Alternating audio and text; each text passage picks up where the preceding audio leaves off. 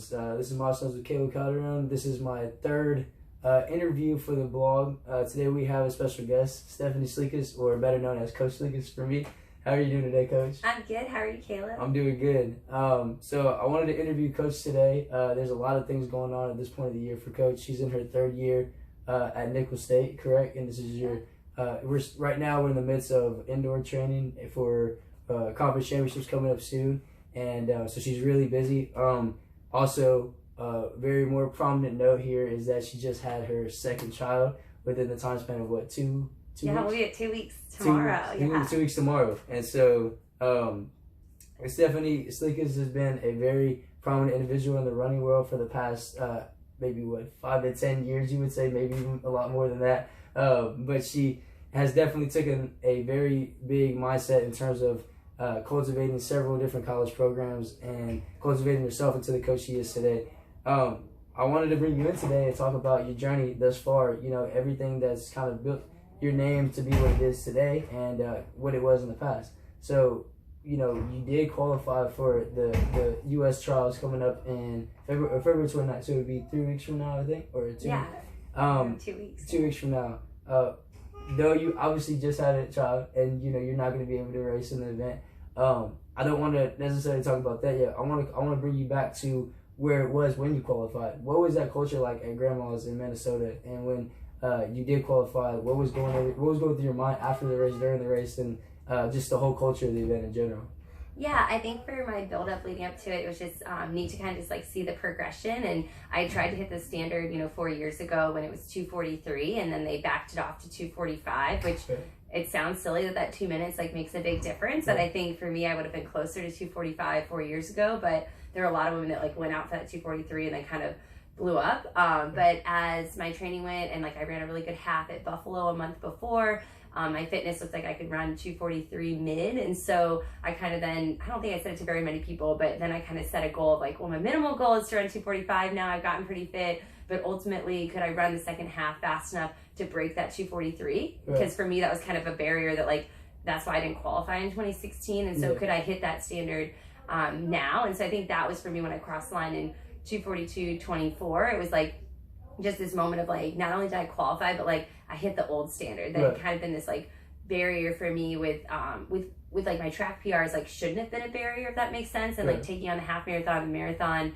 It was also right when I'd gotten into college coaching, so you're trying to balance more in your life. My track PRs are from when I was in grad school, but still it's like I'm a sub 34 10K girl, like I should be able to run 2:40 in the marathon, and so I think for me that was kind of that moment of just like pure joy that I was able to do it. I also, my friend Esther that coached me for my first marathon, she paired me up with a girl she was coaching for this Grandma's marathon. This time I coached myself. Yes. But Esther had always drilled into me about like negative splitting in a marathon. And she's one of the few people that normally negative splits like the Boston Marathon. So Esther's done that at like a really high level.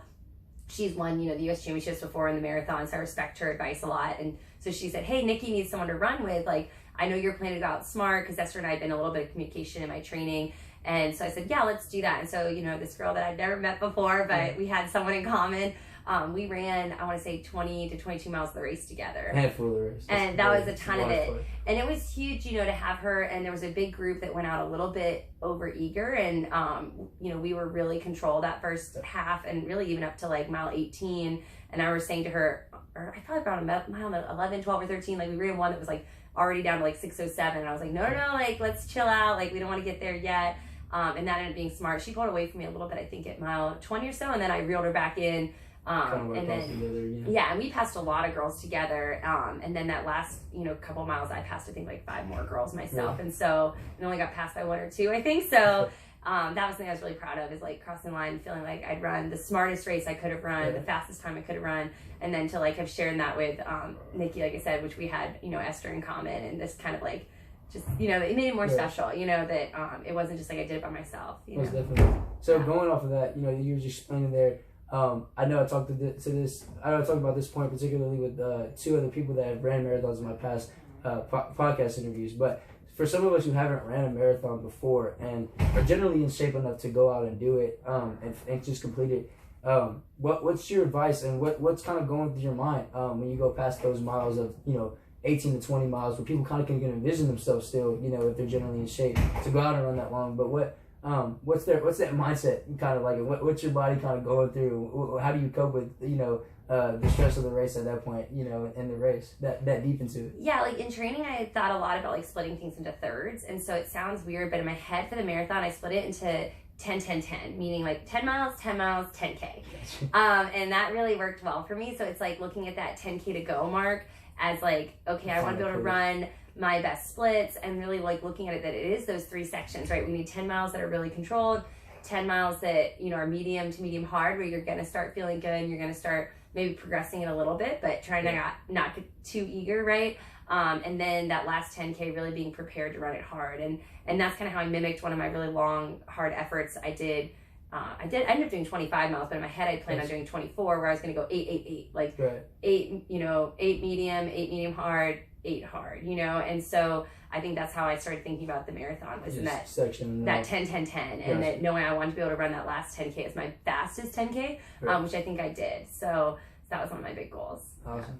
So for many people probably who know you, or generally know you, probably didn't know at the time you didn't know at the time, as when you had announced it to our team here, that at the time you were pregnant, when you actually did compete, and you did tell us you didn't feel like it was a factor at all. Of course, I mean, you didn't know about it.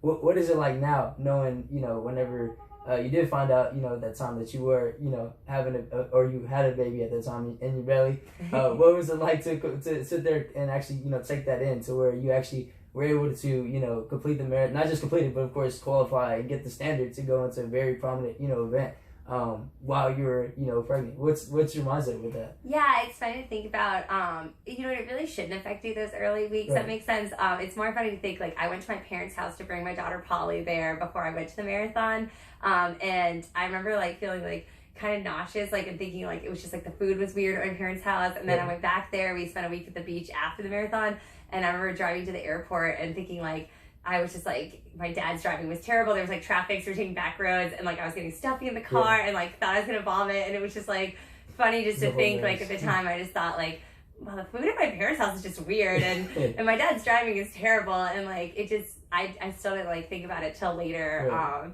And so it's funny to like think back and realize like how would I have felt like if I'd known going into the race, even though it shouldn't have been an obstacle. Like, you're so like, it shouldn't be relevant at that point, in some sense, versus like running Louisiana Marathon at 8 months pregnant. Like, that's a lot of a baby, and a lot of like, it is affecting you. But, early on, it shouldn't affect your performance, which is kind of the crazy thing, that you should be able to still, compete pretty well, like 3 or 4 months in. I think that once you hit that second trimester, you might feel better from like a nausea standpoint, but you're going to start like changing your gait, you're going to start having like more relaxant, things like that are going to actually affect your performance. So I don't know what it would have done to my mindset to know ahead of time. I think it was good I didn't realize it, and it was a happy blessing to find out after, because we wanted our second baby, and to not have to go to a fertility doctor to do it is obviously a wonderful thing. And so it was a fun surprise. Well, happy and healthy. I mean, exactly. Just like the whole family is, for sure. So,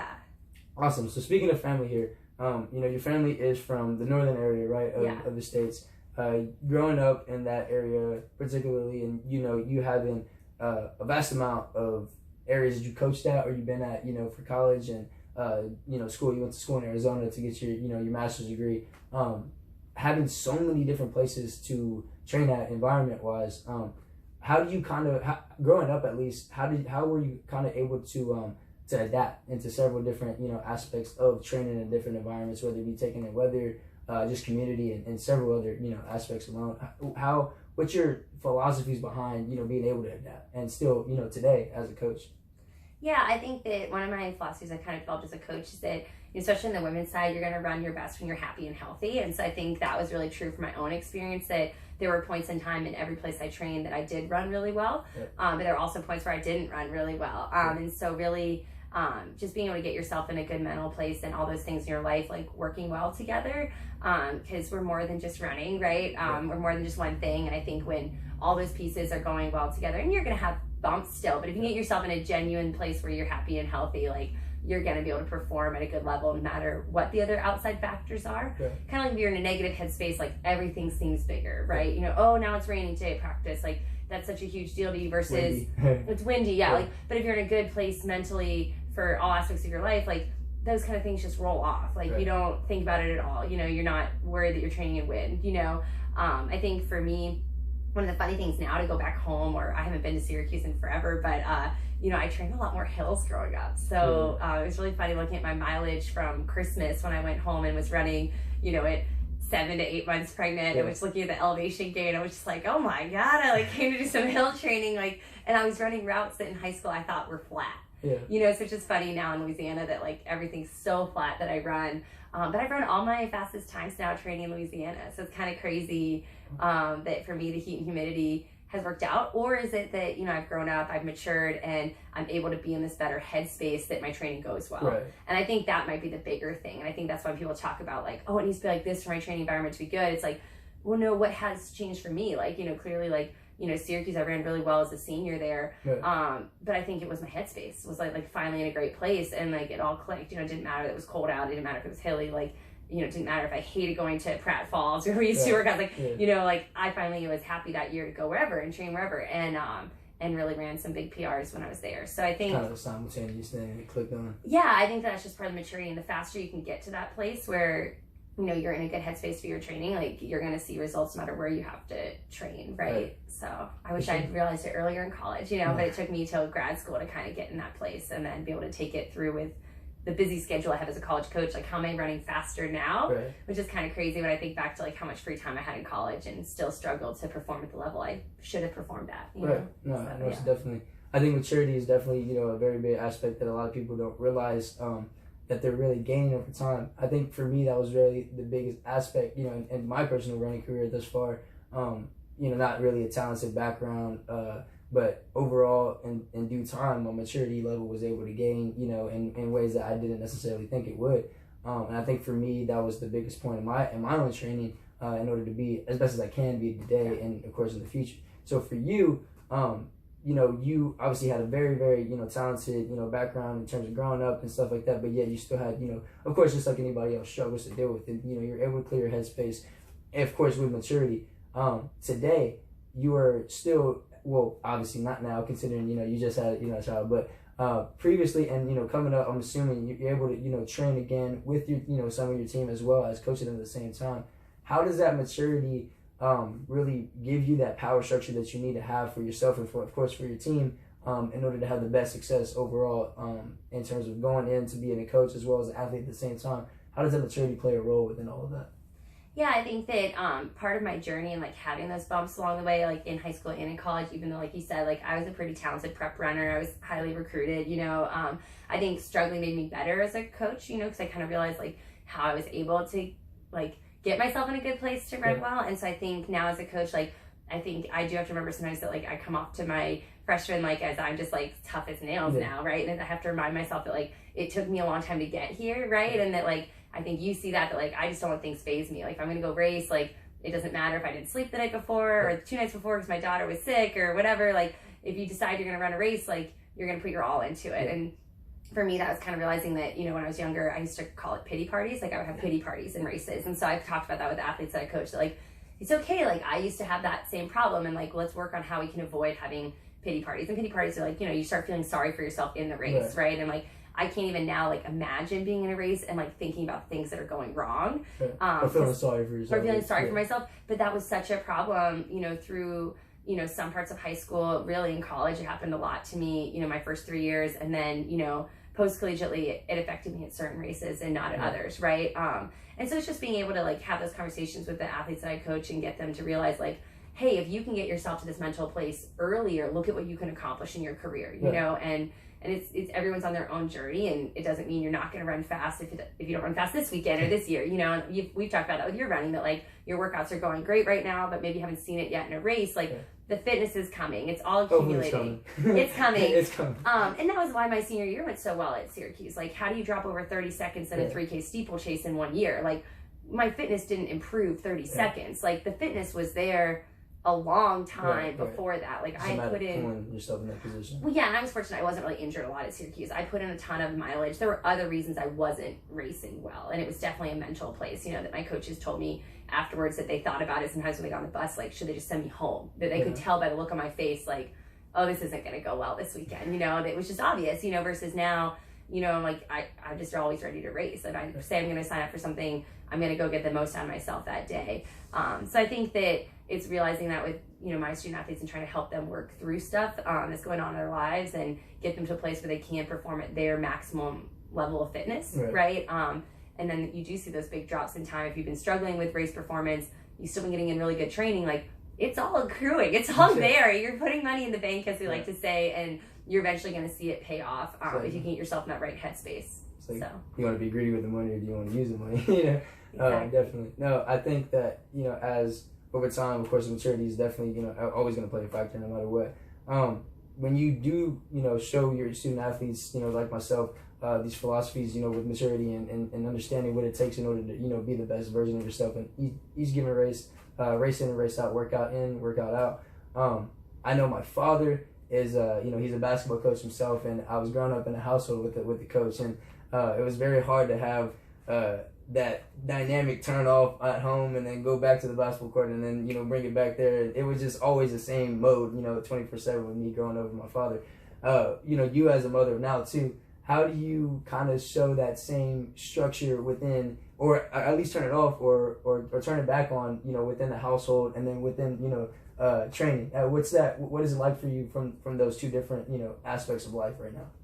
Yeah, I think that, like, where my coaching philosophy has gotten, it's like, you know, you hear me talk about all the time, I want to coach people that are intrinsically motivated, right? So when you're raising your own children, you know, I want to teach them a certain set of values that I think goes across, like, academics, athletics, like being a good friend, being a good person, like good life values. I think all of those things will make them a great athlete if they want to be a great athlete. And I think we've talked about, like, my husband and I, for like, yeah, I'd love for them to be runners. Like, I think genetically that's what they're going to be good at. Like, naturally, we want that. You know, we always joke, like, we had a boy, like, well, if you end up being good at football, like, I don't know where that came from. Like, your parents are both tall and skinny, you know, like, you're probably not built to play football, right? And so for my girls, it's like, you know, my husband always enjoyed soccer growing up. Like, a lot of great runners have been soccer players. You know, I did swim team. Swim team's still going to develop you to be a great runner. I did ballet, which, what does that have to do with running? You know, balance, flexibility, I guess, you know. But I think that it's going to be giving them that freedom to kind of pick what they want to do. I think, like, having them see that, like, running is supposed to be fun. So I think that that's just my coaching style, is that, like, you should be enjoying what we're doing. You should be enjoying training hard. You should be enjoying racing. And there's going to be parts you like more than other parts. And that's just, one day your job's going to be like that. There's going to be parts you like and parts you don't like, right? But as long as the whole experience is one of value for you, then it's positive. So I think that I don't think I'll have to, like, turn it on, turn it off, because I think that I'm not aggressive in that coaching way, if that makes sense. Like, you know, I think that, you know, Polly now is getting old enough to see, like, she enjoys watching mommy race. She enjoys, you know, she wants to run and, like, thinks it's fun and just, like, sees it as, like, it's a fun thing to do. You know, like, oh, time you to do this, or, like, whatever. Yeah, and just, like, I think that's the wonderful thing about our sport, is that it's so, it can be so individual, too, right? That as long as you're enjoying it and you're progressing, like, that's what you should want to gain out of it. So I think, you know, it'll be interesting when they get older, if they want to be coached by me, or, you know, if they want to come around to school I'm coaching at, like, what that will look like. But I think, or another sport or person. Yeah, and I think up until that point, it's just being a supportive parent, and I don't want to be a coach parent when it comes to, like, I mean, but I don't even know enough about soccer or something. You know what I mean? So I think that will be the easy part. If they're doing other sports, like, I won't feel like interjecting. And I think the tricky thing will be, like, running in high school. Like, if they have a high school coach that I feel like is doing things dramatically wrong, but I think that that's where we'll just be smart about, like, there's some amazing high school coaches out there. So I think that we will be, you know, if they want to run in high school, we'll be sending them to the high school that, like, I want to be able to feel like I can trust that coach 100%, that I'm not going to interject. And I think that that's philosophically what I always say, is that, like, 90% of what we're doing out there is the same. It's that final 10% at the college level where your coach is starting to really, like, pay attention to the individual and getting you that next level. I think is that individualization of getting someone ready for a race and what each person needs for tapering down at the end of the season and what brings the most out of them. But I think when you're looking at a high school program, if we have a coach that is doing 90% of it right, like, I'm going to be a supportive parent, you know, and just kind of make sure that they're enjoying the sport. And, you know, if they're not doing race planning, like, well, maybe I would ask them, like, well, what do you want to do in this race? Or, like, what pace have you been working out at practice? But not criticize, like, what the coach's training is, right? And have them realize that if you buy into a training program, which is what I preach to my student athletes, you're going to perform at your best. So I think that will be my plan, is, like, you know, to find a high school coach that, you know, we can just totally be hands off and just be supportive parents and, you know, like, watch them grow and develop. So, I want to kind of go and fast forward here to talk about the trials. So I know this may be a little bit of I don't know what your mindset is with it, considering you won't be racing it, but what are you looking forward to, at least to see something at the race? Obviously it's going to be a very high impact of culture to race there in Georgia in a couple of weeks. Are you going to be watching the race? Are you going to be what's your mindset when you do watch the race? And is there an itch for you to come back and try to do it again one more time? Yeah, I mean, I definitely already know I want to qualify for 2024. I think the time span will get faster. Right. But one of my friends from college, Joe Whalen, who's been really supportive this whole time, he's actually in the top group for the men. He's run 2:13 and is going there to actually really feel like he's competing for his spot. His reaction was like, well, you dropped 7 minutes after the first baby. Like, you just need to drop another 7 minutes, and you're running 2:35, and there's no way you're not going to the trials. But I think that also goes back to, I think about like one of my coaching friends, Tony Huchin from Lamar, who's coached some great marathoners. Right. I sought his advice like during my training build up, and he said to me like, well, 2:36 is just 6 minute pace, Stefanie. Like, you can run 6 minute pace. And it's like, when he said that, it's just like, well, when Tony thinks I can run 6 minute pace, like, why am I counting myself out? Like, I can run 6 minute pace. Like, it's just getting yourself in the next 4 years be able to run 6 minute pace for 26 miles. But I think you look at some of those stories, I've been really inspired to see some of the women that, didn't have the college accolades or, the high school accolades that have been able to come into the sport and get themselves to that place. And so I really do think that, like, I have some goals, like, after coming back. I don't think I'll run a marathon until, like, a year postpartum, but I think, one of my goals I talked about when I came back from the trials before I realized I was pregnant was I wanted to win, like, a smaller marathon, and, like, I still want to do that. And I think, having some goals like that and finding a race that works well with my coaching schedule and then getting myself back to a fast marathon where I can really go and chase after running a fast time, like, that's, the plan. And I think, qualifying again is the goal, and like why I'll only be 36 the next one, and there's women that qualified at 40, so like, can I make 2 more? Like, I think saying like, well, yeah, even if I get the standard faster, why can't I go and do that? And then for this trials, it is funny now that Sandy came early, it's kind of like, well, I didn't think I'd be 4 weeks postpartum, and so I definitely am making the trip to Atlanta to like see my friends that are racing and to like just be a part of it. And so it's kind of now like, well, if I get cleared, like maybe I'll run a loop of it, and realizing like, when I ran that marathon in Louisiana at 8 months pregnant, I went out the first 10K running, 6:20, I think, to 6:40 pace, and I was trying to slow it down. So you kind of go, well, if I weigh 20 pounds less, which I do now, like, like, would I be able to after a month off, right? I'm not running right now because you're not supposed to. You should be letting your body like heal and recover. But if they give me the go ahead, like, I think maybe running an 8-mile loop and say like, well, if I can run with the group, there's gonna be multiple groups. But if I can be, a part of one of those groups and go run, 6 miles at, 6:10 to 6:20 pace, like, why wouldn't I want to go and have that experience for a little bit? Just get to stand on the start line, which, this whole pregnancy, I thought like that experience was not going to happen at all, so now it's like, oh, now like I was just thinking I could go pick up my bib if, the baby came at the right time that I could travel. And now it's like, well, maybe I could just like go and be a part of it for a loop and then like watch the end of the race, and I think that will be still special in of itself. So, yeah. That's awesome. So going off of that, I mean, obviously, just like you stated, 2020 now, or 2024 would be the next one. Yeah. Losing count of the years here. So that obviously be the next one. You said you would go out, and you kind of have these, segments breaking down already as to what the, the journey is going to have to be in order to, to get there.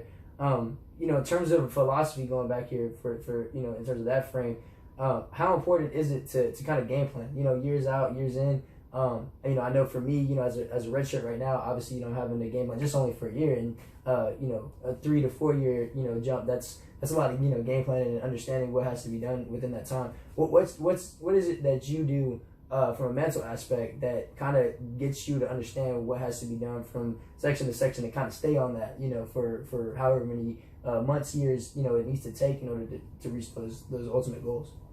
Yeah, I think that it's going to be like kind of sticking to what I lay out for myself, but still being flexible. So like, I think it might be tempting to want to run some longer races this first year back, when I really think that what helped me last time was that I focused on shorter stuff to start and just, keep my long run under 16 miles, like not get myself up into that like marathon distance long runs and stuff like that. Maybe, yeah, and I think like timing wise, like cross country is always a busy time of year for me and hard to get that kind of training in anyways. So I think that the years should fly by, if that makes sense. And one of the things that I, had said from the beginning, once I realized like this was the plan, like was, well, coming back, like I want to train for shorter stuff again, like get myself faster again and feel efficient. And, maybe I will try to go chase like a 5K PR this first year. I think like getting myself to do that and keeping my mileage lower and be able to do more speed work, like actually hopping on the track to do some stuff. Like, I think that's what I'll probably do over the summer is have my mileage really low. It's hot here anyways, see how fast I can run. There's some all-comers track meets like locally in the summertime, like some 2-mile 5K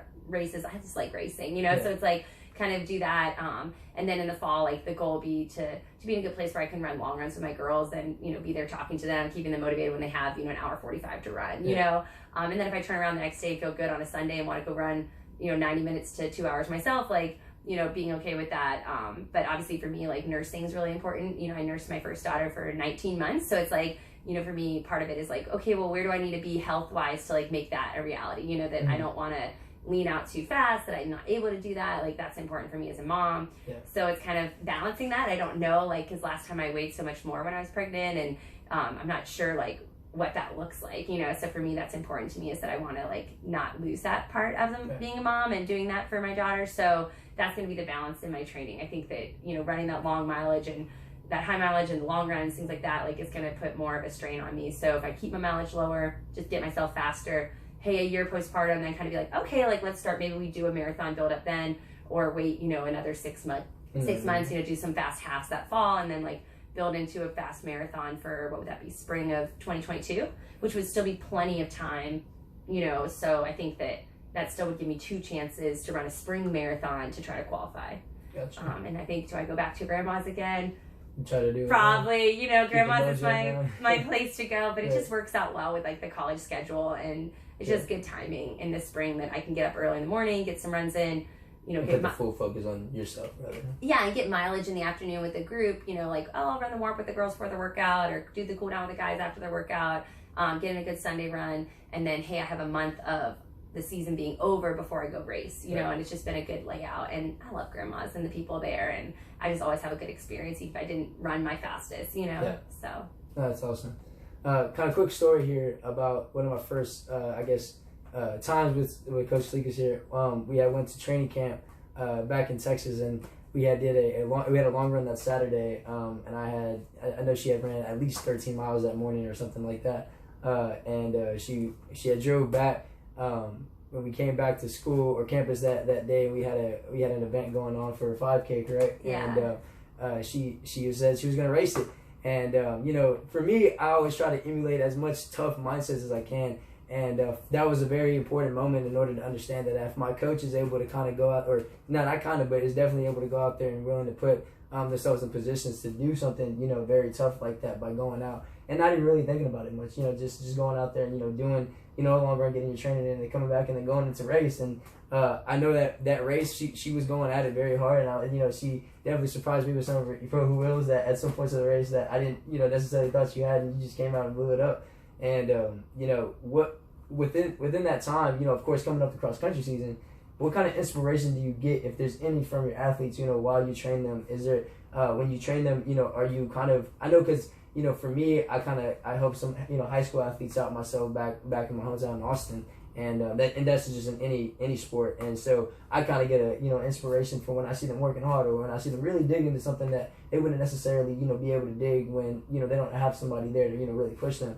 You kind of get a sense of like, okay, they're doing this, then I got to do something that's even a little bit bigger, or at least the same capacity.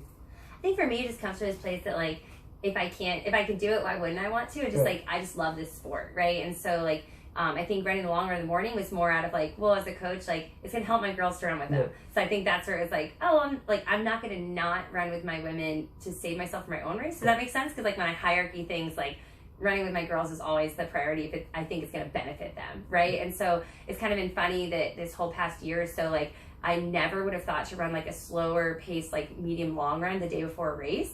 But because my women long run on Saturday, and I'm like, oh, I'll run with them. We're running, 8-minute pace, maybe down to 7:30 pace, which is on the slower end for like a run for me. If I'm in good shape, I ran like 70 to 90-minute runs on Saturdays with them, and then turned around and raced like a fast half marathon on Sunday.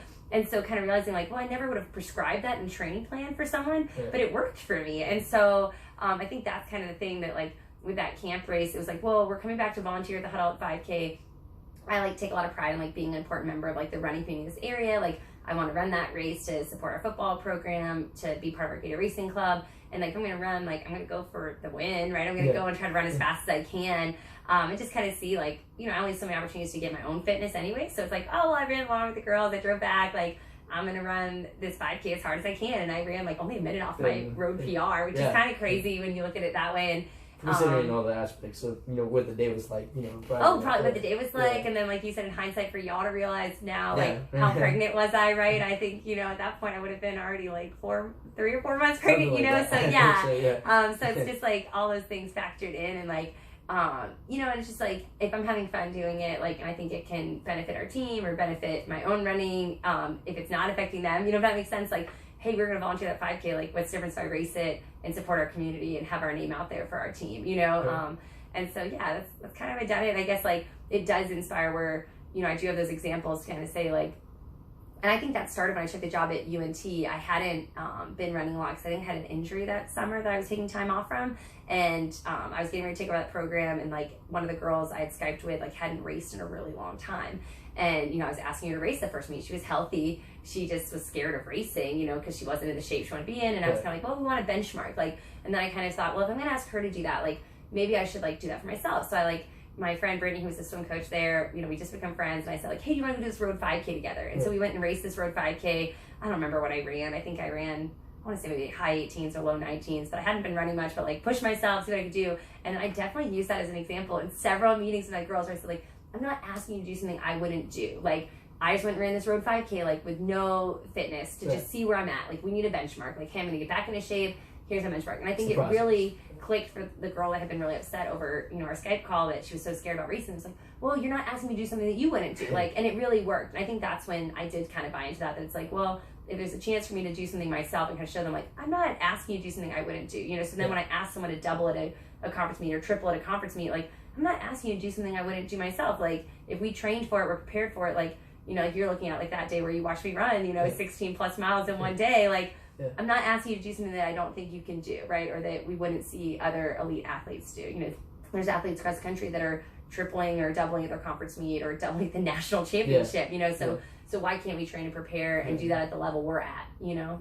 So, yeah. Definitely. I think, you know, important part that goes into that was, you know, so in my last interview I had with Katie Cranfield, she talked about how running can have very, you know, selfish aspects, you know, at some points, but, you know, with you and a lot of other people that, you know, are that I speak with, it always inspires me as to how we can turn it into an unselfish, you know, camaraderie at times. You know, with you, you just talked about, you know, with your team, you know, you help, you know, your girls get through